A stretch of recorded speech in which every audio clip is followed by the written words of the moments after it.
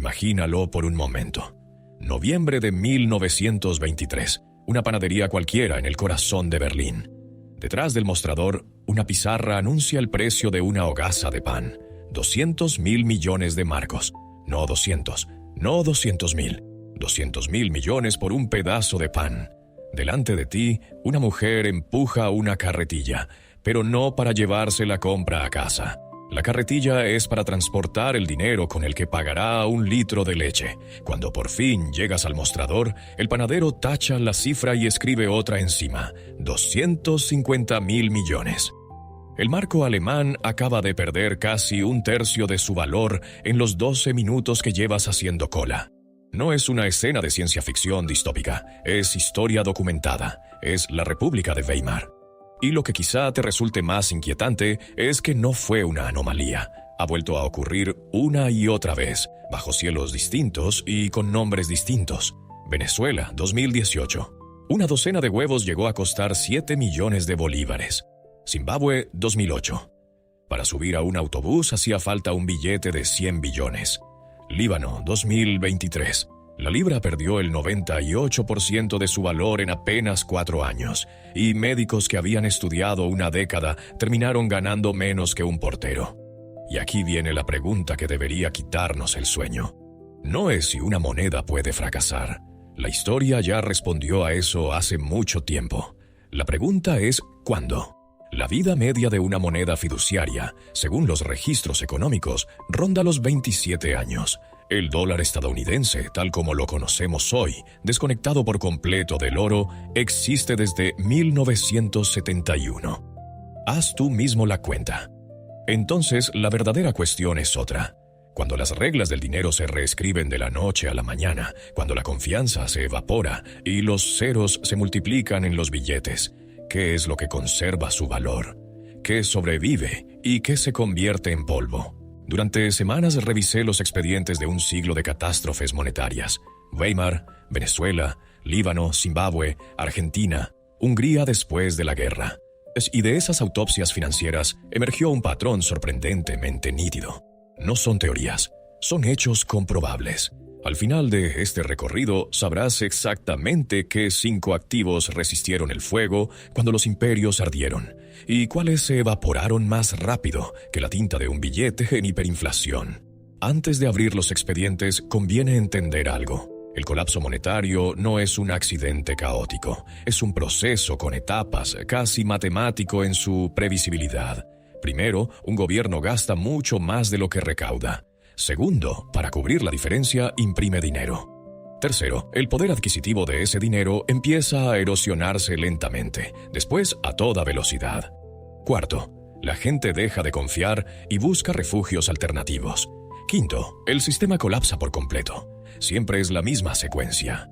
Weimar pasó de 320 marcos por dólar a 4.200.000 millones de marcos por dólar en 18 meses.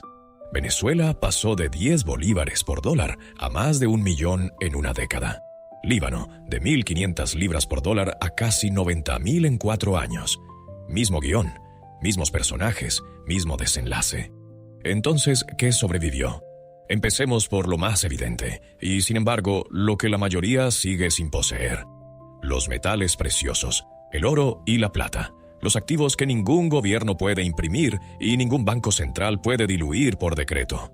La aritmética es despiadada. Durante la catástrofe de Weimar, quien conservó marcos lo perdió absolutamente todo.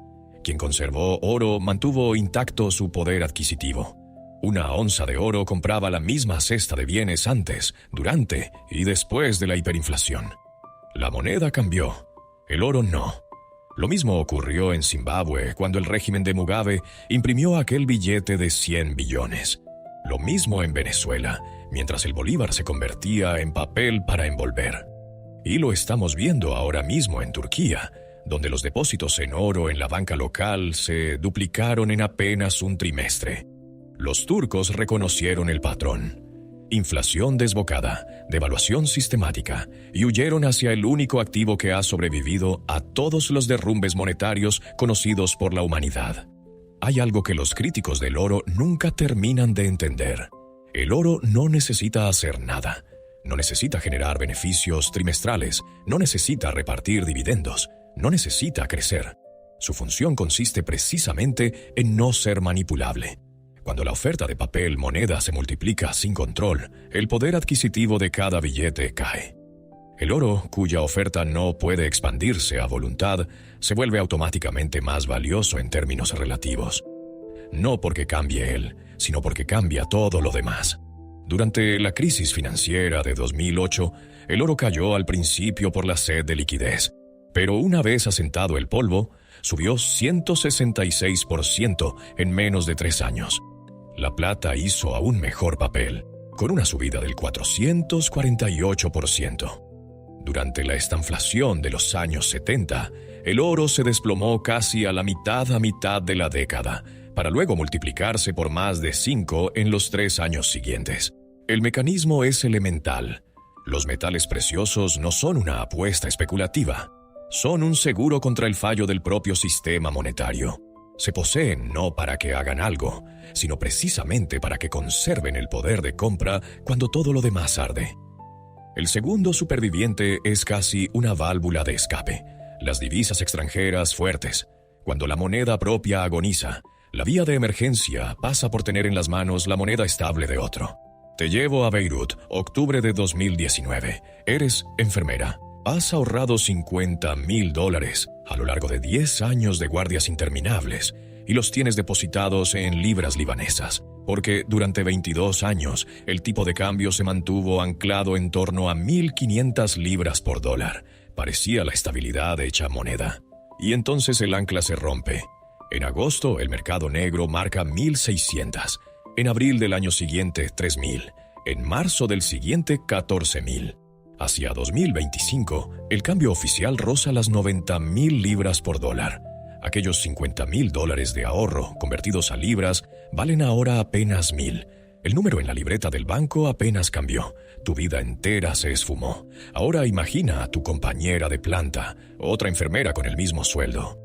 Pero ella guardó su dinero en dólares físicos, en efectivo, fuera del sistema bancario. Su poder adquisitivo se mantuvo intacto al 100%. No porque el dólar tuviera una cualidad mágica. Podría haber sido el franco suizo, el euro o la corona noruega. La diferencia estuvo en poseer una moneda que no se estaba derrumbando. Este patrón se repite por todas partes. Zimbabue se dolarizó de hecho antes de que el gobierno lo reconociera oficialmente, porque la gente simplemente abandonó la moneda local. Ecuador lo hizo en 2000, El Salvador en 2001, Panamá desde principios del siglo XX. En Venezuela, hoy las transacciones importantes se hacen en dólares, aunque el bolívar siga siendo legal sobre el papel. En Argentina, nadie compra una casa en pesos. En Camboya, los cajeros automáticos dispensan dólares. No es una política impuesta desde arriba, es un mecanismo de supervivencia que emerge de abajo. Cuando la moneda nacional falla, la gente racional vota con su cartera y ningún decreto puede impedirlo. El tercer superviviente es contraintuitivo y es el que separa a quienes comprenden de verdad el colapso monetario de quienes solo lo intuyen.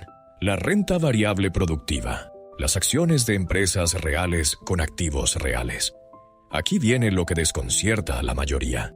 La bolsa de Caracas subió más de un 3.400% en 2024. Pasó de 2.000 puntos a más de 6.000 en 9 sesiones durante enero. Valores individuales se dispararon como cohetes. Y alguien pensará, un momento, si la economía se está desmoronando, ¿cómo es posible que las acciones se multipliquen? Tiene todo el sentido del mundo, pero solo si entiendes qué es verdaderamente una acción. Una acción no es un papel, es una participación en activos tangibles, fábricas, maquinaria, inventario, terrenos, marcas. Cuando la moneda colapsa, el precio nominal de esos activos sube para reflejar la inflación, porque los activos físicos siguen existiendo aunque los billetes se devalúen. Piénsalo así. Una empresa manufacturera venezolana con una capacidad productiva real equivalente a $100 millones. Cuando el tipo de cambio pasa de 10 a 30 bolívares por dólar, el precio de sus acciones triplica en bolívares. No porque la empresa haya mejorado, sino porque hacen falta más bolívares para representar el mismo valor en dólares. Pero aquí aparece la distinción crítica, la que la mayoría pasa por alto. No todas las acciones resisten igual. Solamente las compañías con fuentes de ingresos diversificadas, preferentemente en moneda extranjera, conservan valor real. Una empresa que factura el 100% en la moneda moribunda ve evaporarse su rentabilidad efectiva, aunque su cotización nominal se dispare, porque cada vez necesita más billetes devaluados para importar insumos. En cambio, una empresa exportadora que recibe la mitad de sus ingresos en dólares se beneficia directamente de la devaluación. Sus costes locales caen en términos reales, mientras sus ingresos externos se mantienen. Sus márgenes, lejos de estrecharse, se ensanchan. Los estudios sobre la crisis latinoamericana de 1982, la crisis del peso mexicano del 94 y el colapso asiático del 98 lo confirman con claridad. Los inversores industriales, capaces de redirigir ventas hacia mercados de exportación, no solo sobrevivieron, prosperaron. Los demás se hundieron. La clave fue siempre la misma: la capacidad exportadora. Las acciones de empresas productivas con ingresos internacionales no son simples supervivientes del colapso monetario. Son beneficiarias directas. Pero las compañías puramente domésticas arden junto con la moneda que las alimenta. El cuarto activo aparece cuando el sistema formal deja de funcionar por completo. Los bienes de consumo y trueque. Cuando la moneda muere del todo, la actividad económica no se detiene. Simplemente se reorganiza alrededor de otros medios de intercambio. En la Alemania de la posguerra, el Reichsmark era tan inútil que fue abandonado en la práctica. La gente empezó a pagar con cigarrillos, con carbón, con patatas. Los cigarrillos, en particular, se convirtieron en una moneda de facto. Los soldados estadounidenses los compraban por centavos en sus economatos y los intercambiaban con alemanes por bienes y servicios que valían incomparablemente más. ¿Por qué cigarrillos? Porque venían en cartones estandarizados, eran divisibles, duraderos, ligeros y universalmente aceptados. Tenían todas las propiedades del dinero, excepto una. Ningún gobierno los había emitido. En los mercados negros que florecían junto a las estaciones ferroviarias alemanas se negociaba de todo, desde billetes de tren hasta documentos falsificados, y el cigarrillo era la unidad de cuenta. Hay un dato fascinante. En los campos de prisioneros de guerra, cuando llegaba un cargamento grande de paquetes de la Cruz Roja que inyectaba cientos de miles de cigarrillos de golpe en la economía interna, se producía una inflación inmediata en los precios. El mismo mecanismo exacto que el del papel moneda. Más unidades persiguiendo los mismos bienes significa precios más altos. En Venezuela, conforme el bolívar se desplomaba, los pescadores cambiaban su captura por harina para dar de comer a sus hijos. Los objetos que conservaban valor eran siempre los mismos: medicinas, alimentos básicos, agua potable, combustible, pilas, mecheros, herramientas simples. Durante las peores fases, incluso el jabón y el papel higiénico se convirtieron en activos preciados. No por comodidad, sino porque mantener la higiene impedía la propagación de enfermedades cuando los hospitales dejaban de funcionar. Pero aquí está la limitación fundamental.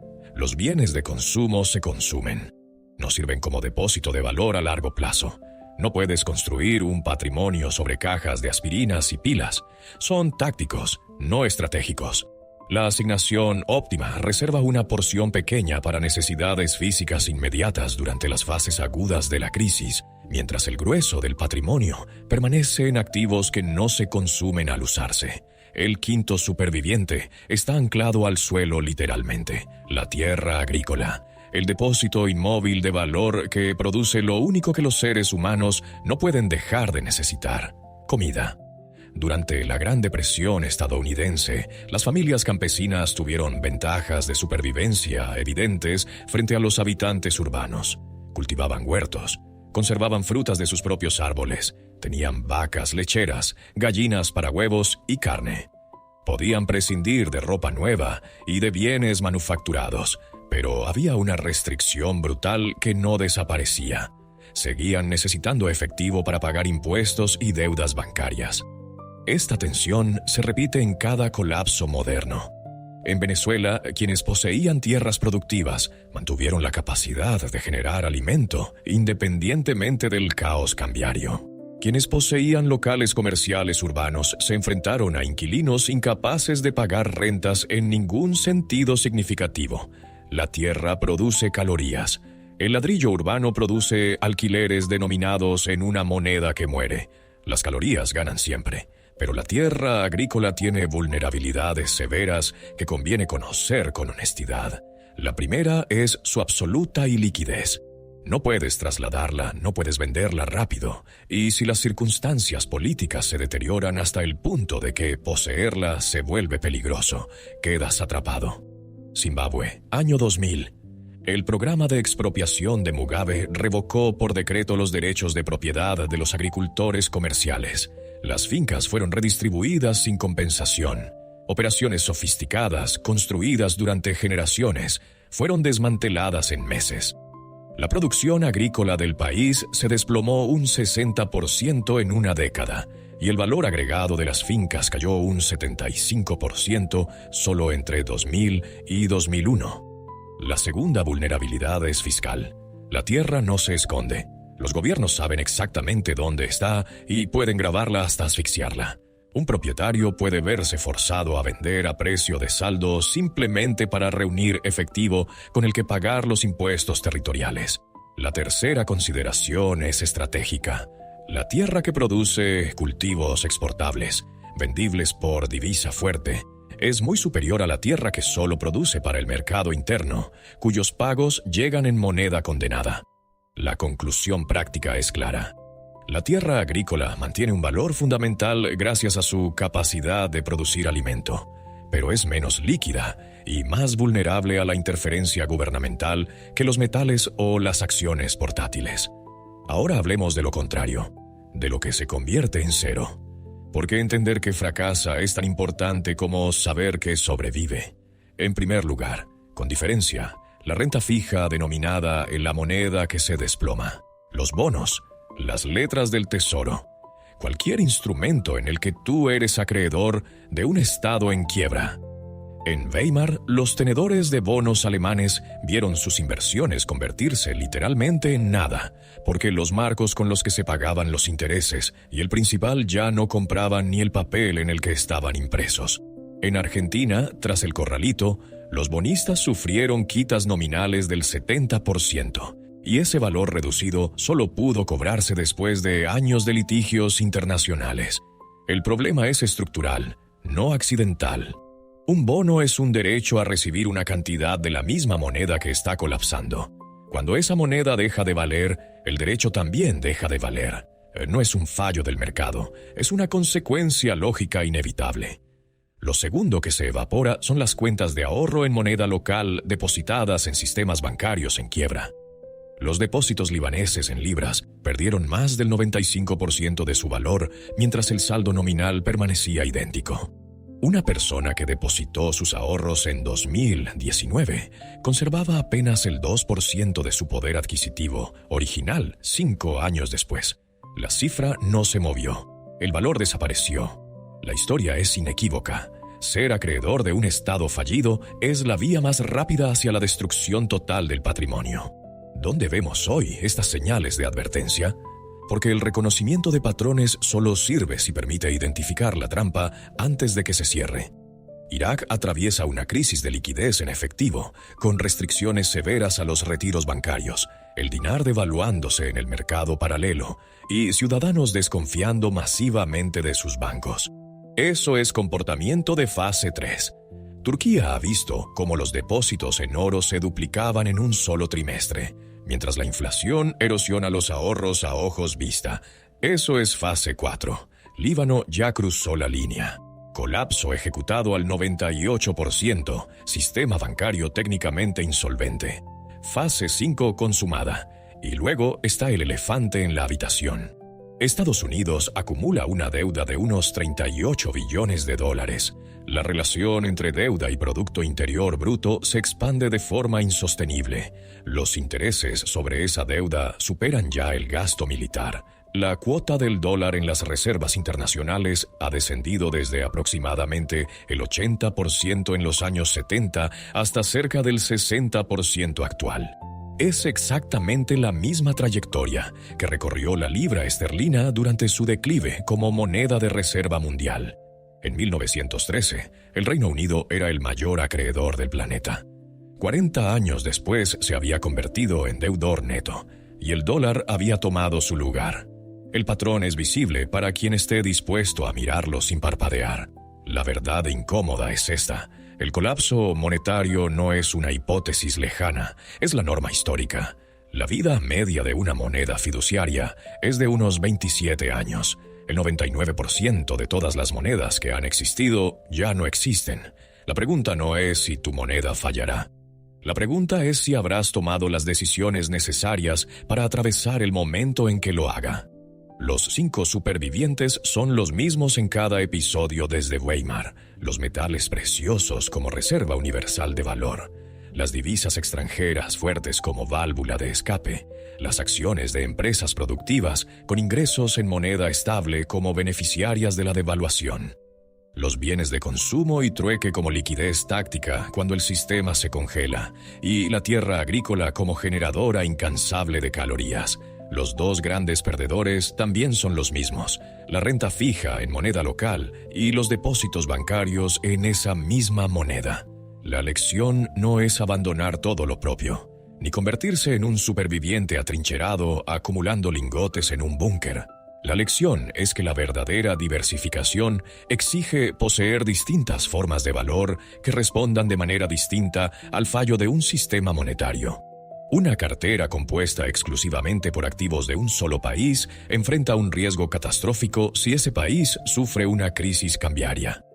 Una cartera compuesta exclusivamente por bonos en moneda frágil está destinada a desaparecer. Una cartera auténticamente diversificada combina metales preciosos como seguro, divisas fuertes como escudo frente al riesgo cambiario específico, acciones productivas con ingresos internacionales y, si es posible, activos reales en jurisdicciones estables.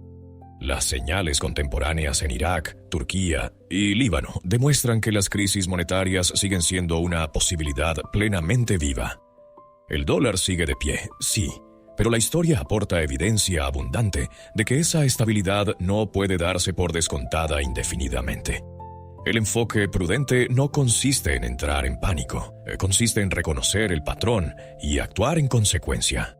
Una diversificación suficiente entre distintos tipos de activos y distintas jurisdicciones garantiza que ningún escenario individual pueda arrasar tu patrimonio por completo. La historia guarda las respuestas. Solo hay que estar dispuesto a leer las autopsias antes de convertirse uno mismo en el siguiente caso estudiado. Porque el patrón es matemático, es repetible y ya ha empezado a dibujarse antes. La única pregunta que queda abierta es si lo verás venir a tiempo o si estarás haciendo cola en una panadería, contemplando una pizarra que anuncia pan a 200.000 millones, preguntándote cómo pudo llegar a ocurrir.